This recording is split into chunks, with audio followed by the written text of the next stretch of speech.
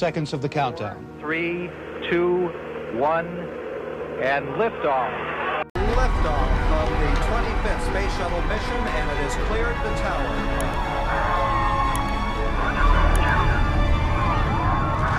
Nancy and I are pained to the core by the tragedy of the shuttle Challenger.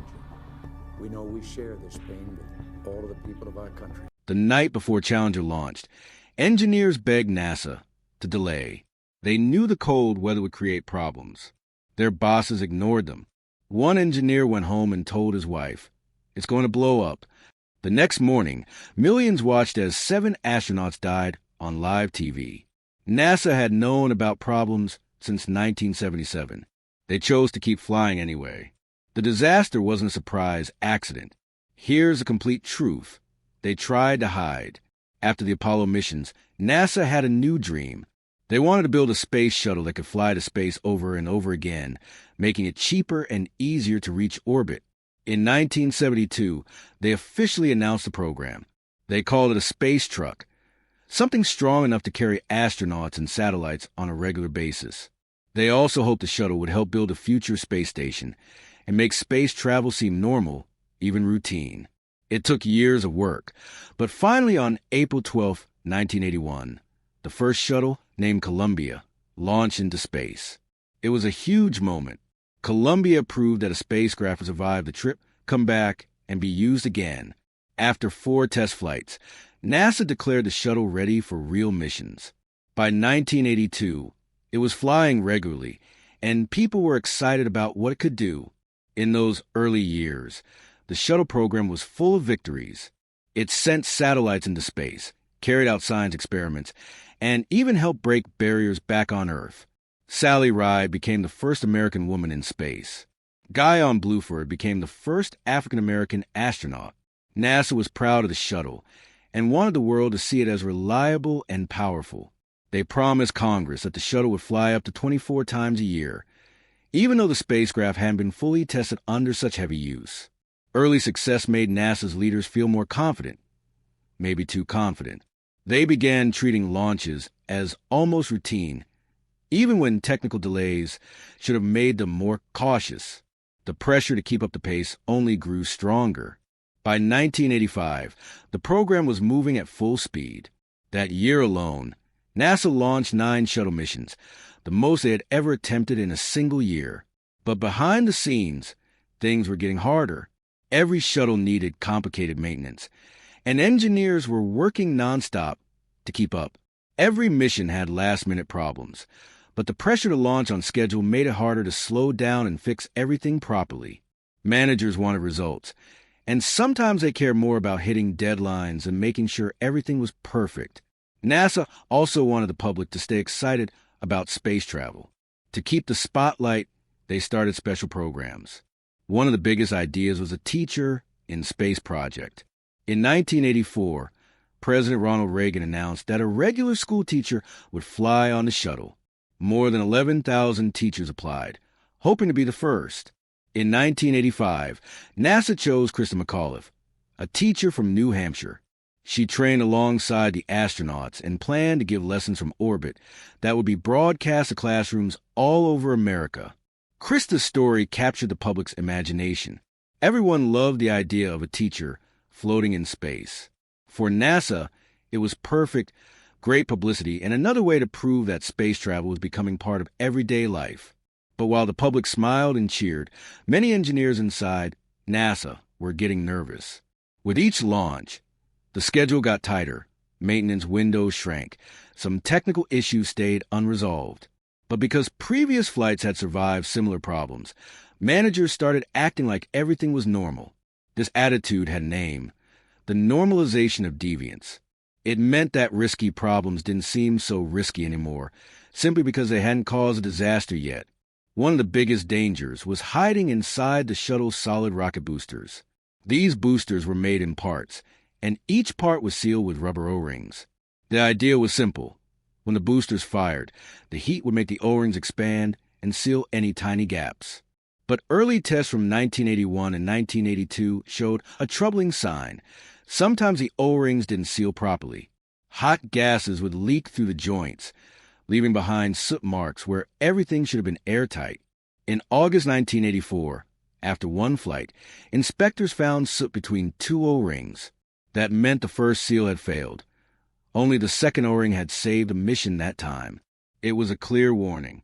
The boosters were not as safe as everyone thought. By 1985, the situation had gotten worse. During the January mission that year, the shuttle launched on a cold day. The O-rings in both boosters showed signs of erosion.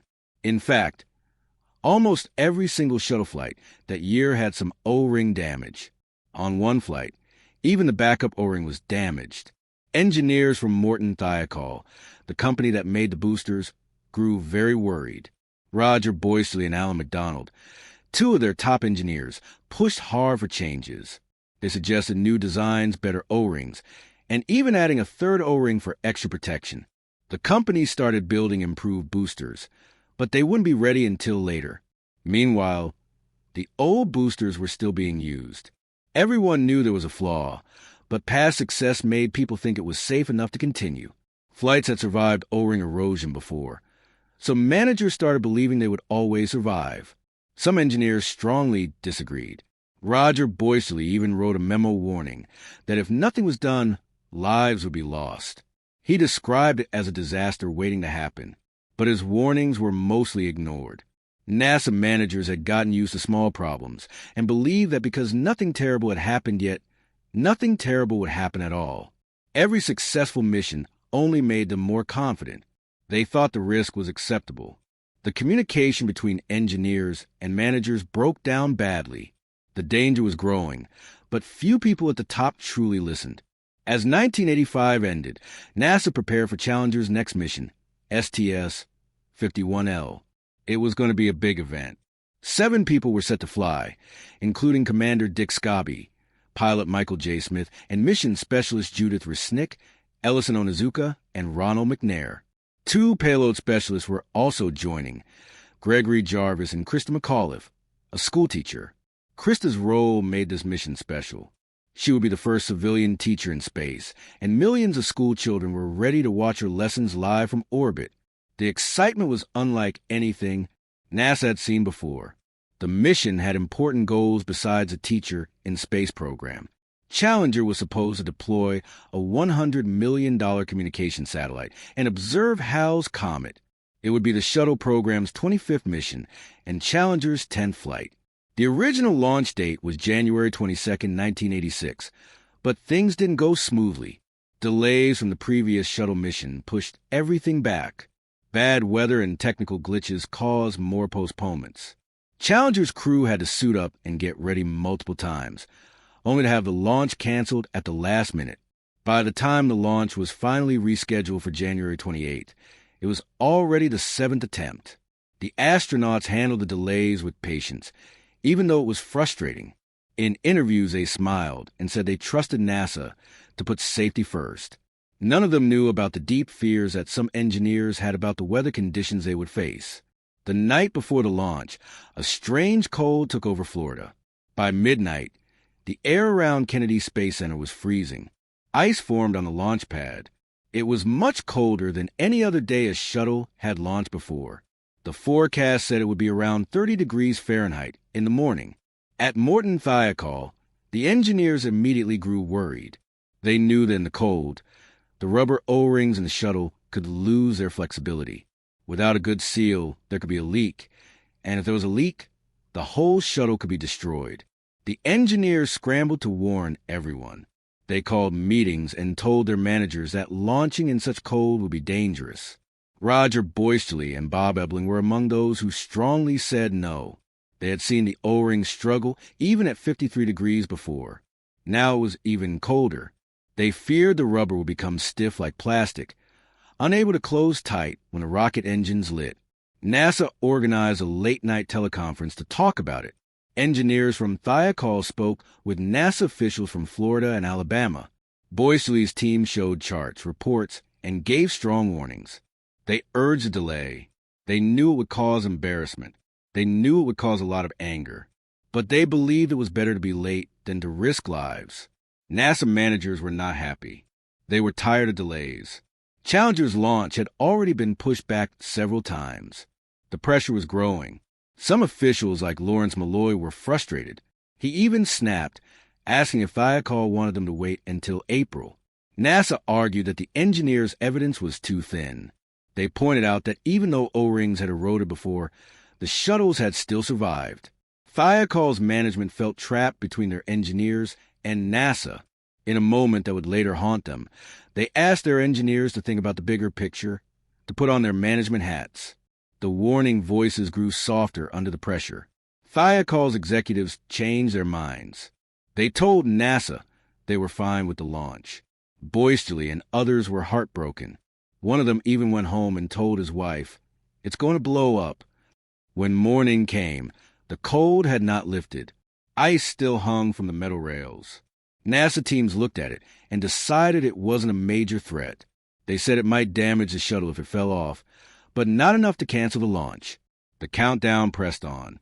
Around 11:30 a.m., the astronauts climbed into the shuttle. They wore their light flight suits and strapped themselves in. No one told them about the arguments overnight.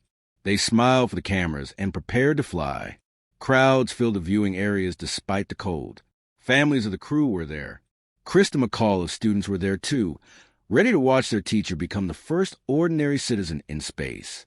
Across the United States, millions of children sat in classrooms, eyes glued to TVs, waiting for history to happen. At 11:38 a.m., Challenger lifted off. Flames and smoke shot out from the engines. Slowly, then faster, it rose into the blue sky. Cheers rang out from the crowd. From the ground it looked perfect. But as someone watched closely, tiny puffs of gray smoke leaked from the right booster almost immediately. The O-ring wasn't sealing right. Nobody noticed in time. The shuttle kept climbing. A minute into flight, Challenger reached a point of maximum air pressure, known as max Q.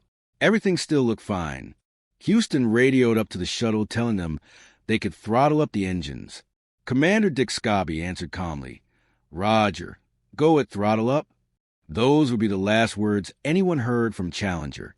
73 seconds after launch, a bright flash tore through the sky. Fire and smoke exploded outward. The shuttle broke apart in a horrifying instant. People on the ground gasped. Pieces of the shuttle rained down in different directions. The big orange fuel tank had burst, feeding the fireball. Inside mission. Control. Silence fell. Then the commentator spoke quietly, saying there had been a major malfunction. Screens showed no more signals from the shuttle. Everything had gone flat.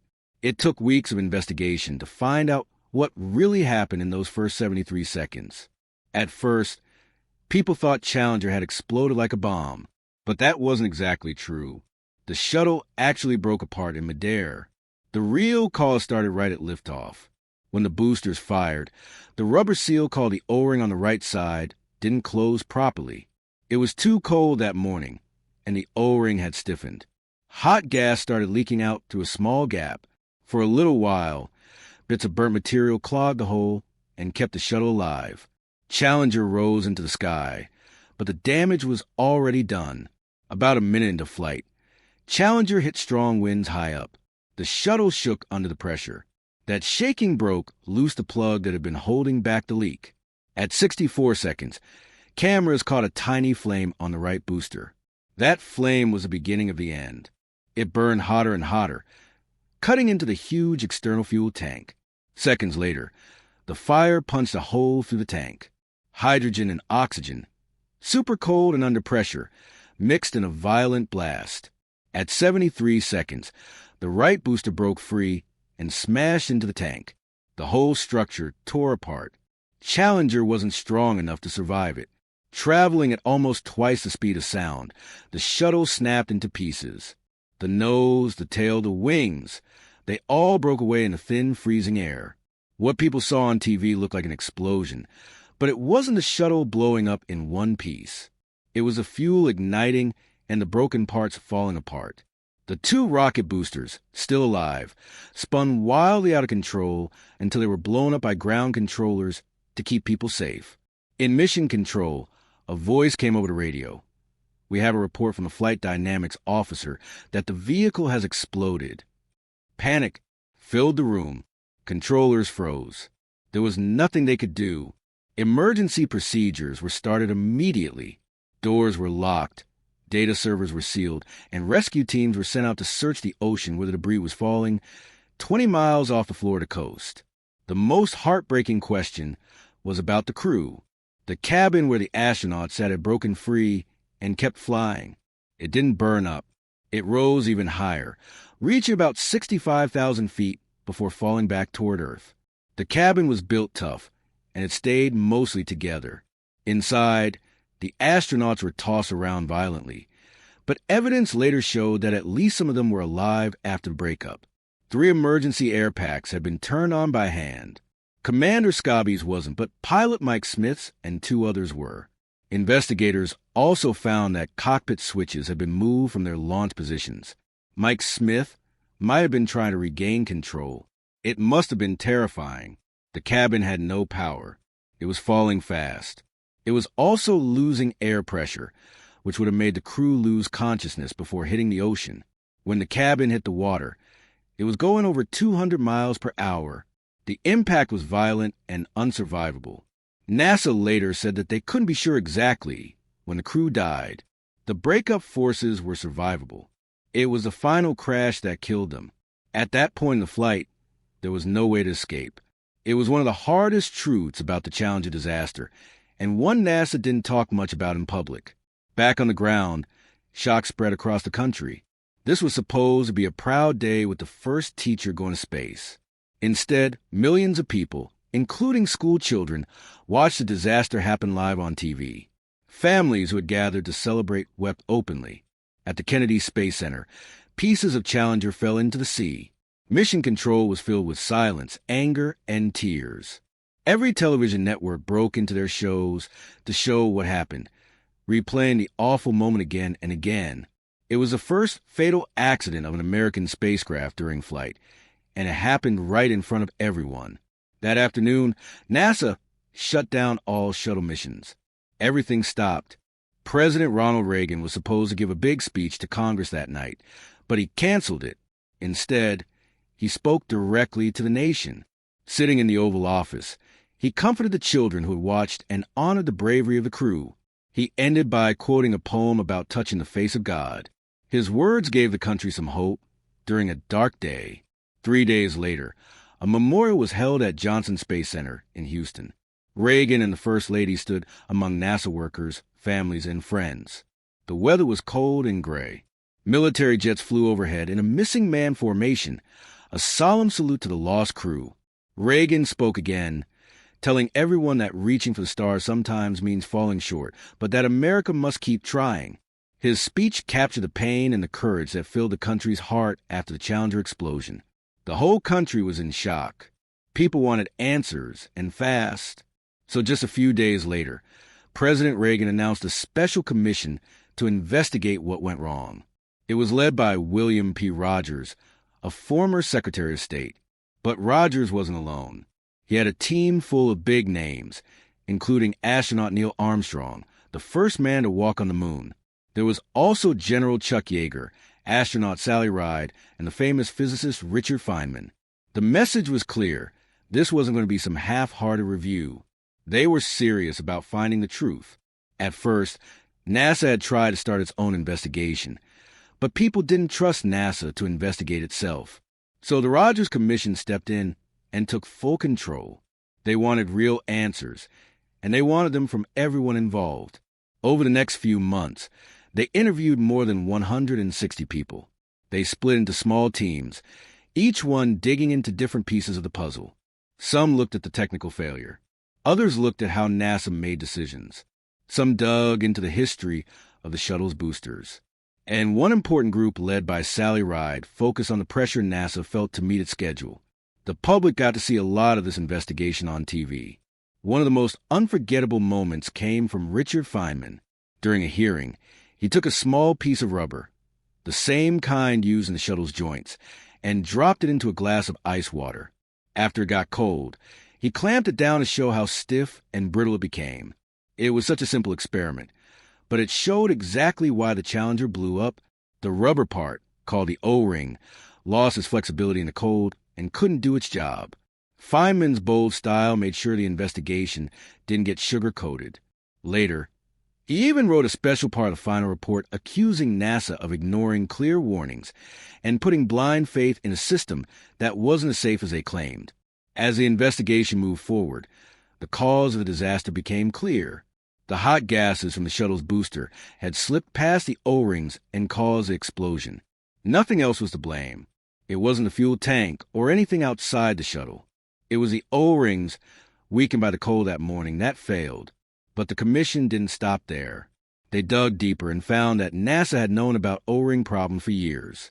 Since 1977, there had been warnings. But NASA and the company that made the boosters, Thiokol, didn't fix the design. They accepted the risk, even though they didn't fully understand how dangerous it was. Even worse, the warnings right before the launch were ignored. The night before Challenger took off, Thiokol engineers begged for the launch to be delayed because of the freezing temperatures. But their concerns never made it to NASA's top leaders. Instead, middle managers, feeling pressure to stay on schedule, made the final call. The Rogers Commission showed how badly NASA's communication had broken down. The right people had heard the warnings the launch might have been stopped. There were also rumors that the White House pushed for the launch to happen before President Reagan's State of the Union address. Some thought NASA wanted the president to mention the mission in his speech. But when the commission looked into it, they found no hard evidence that the White House had pressured NASA. Reagan's draft speech only had a small mention of a space experiment, not the teacher in space program. In the end, the pressure seemed to come from inside NASA itself. They had made big promises, and they were desperate to keep the shuttle flying on time. When the final report came out in June 1986, it didn't just blame the O-rings, it blamed the whole system. The commission made 9 major recommendations. First, they said the shuttle's joints had to be redesigned, so this kind of failure could never happen again. But that wasn't enough. They also told NASA to overhaul how it managed the shuttle program. From now on, engineers' concerns had to reach the top. They suggested creating a new office dedicated to safety, one that would report directly to the NASA administrator. They also said astronauts should be included in key decisions since they were the ones taking the risks. If NASA had just listened to their engineers that night, everything could have been different. On January 27, 1986, Thiokol's engineers were clear. They warned about the cold weather and how dangerous it could be for the shuttle. If NASA management had paid attention, Challenger would not have launched the next morning. It might have been delayed for days, maybe even weeks, until Florida warmed up again. In that case, the O-rings wouldn't have been so brittle. The shuttle would have gone up, completed its mission, and come back home. Krista McAuliffe would have returned to her students, maybe even becoming a national voice for space education. NASA would have faced a few jokes about yet another delay, but they would have avoided disaster. Quietly behind the scenes, they might have fixed the O-ring problem without anyone outside the program even knowing existed. But that didn't happen. The mindset inside NASA was wired for one thing: launch. And when you put schedule over safety, mistakes turn into tragedies. Challenger's loss was not because no one knew the risks. It was because the people who didn't know weren't heard. There's also been a lot of talk about whether the White House had anything to do with it. Some say there was pressure from Washington to launch on time. President Reagan was getting ready for his State of the Union speech, and it would have been a great PR moment to mention the teacher in space. There were whispers that NASA felt pushed to stick to the schedule no matter what. Officially, no one ever found a direct order from the president or his team. But in a place like NASA, even a hint of political pressure can weigh heavy. They had already delayed Challenger a few times.